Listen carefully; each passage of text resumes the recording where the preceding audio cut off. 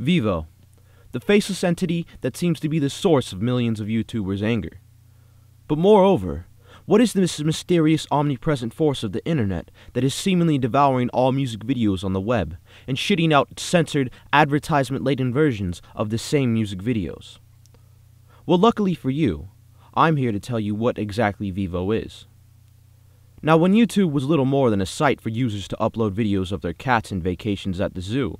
music videos were uploaded by the users of YouTube, and quality could vary from the music video being one giant gray pixel to full HD uncensored quality.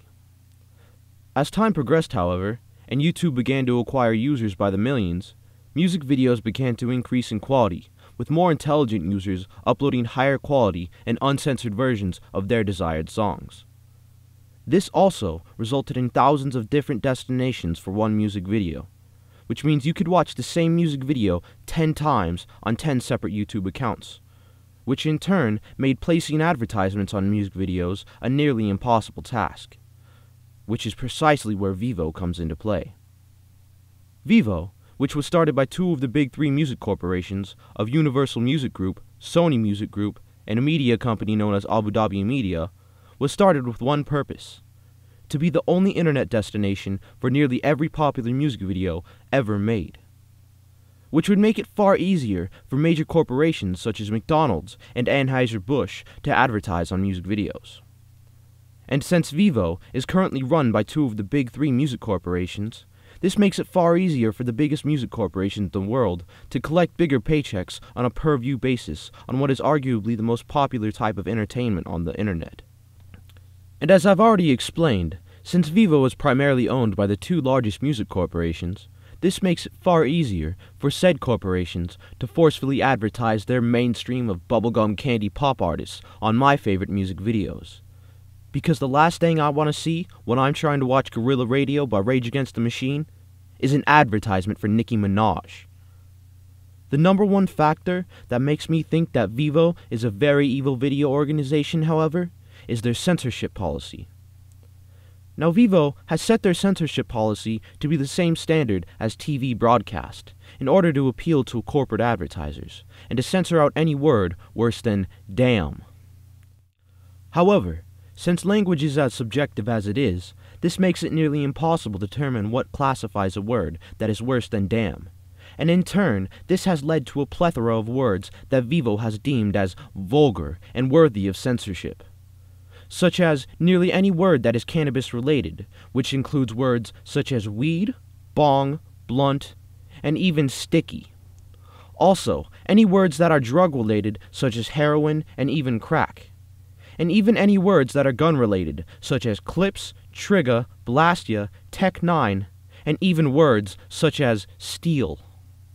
which can make it extremely difficult to listen to most of the real hip-hop music videos that Vevo has claimed as their own. There is also the fact that Vevo, which may I remind you is primarily owned by two of the biggest three music corporations, has the ability to delete any other music video on any other site on the entire World Wide Web if the music video falls under Universal, Sony, EMI's, and ultimately Vevo's legal ownership. Which also brings me to another question that I can't answer but would like to ask, which is, why is it that the largest music corporations are so determined to work together in a globally dominative monetary fashion? And more importantly, if this were most any other form of business, what would be the repercussions for these corporations who are so determined to work together to block any form of competition in terms of how music is consumed? Because it's not only music that is owned by the big three of the music industry that Vevo is seeking to control and censor, but Vevo has also claimed ownership rights to music videos that are featured by independent record label distributors such as Orchard Music and Koch Music, which means that Vevo has also gained the ability to censor music in the independent music market. So to Vevo's CEO, Rio Carif, and the rest of your Vevo lackeys,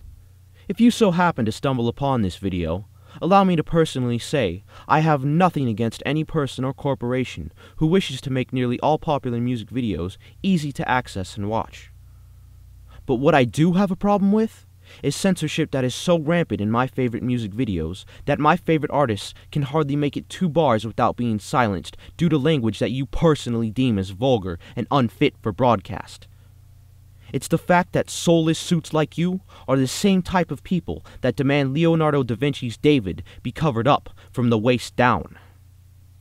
Because if art imitates life, and life imitates art, then what are you really trying to censor?